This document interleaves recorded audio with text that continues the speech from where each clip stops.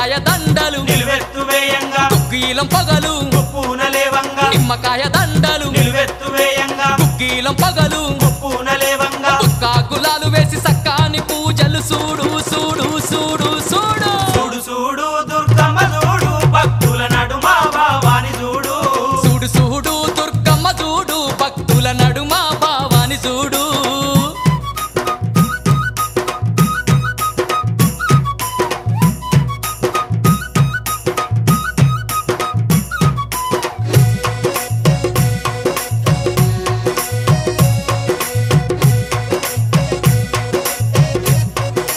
అమ్మా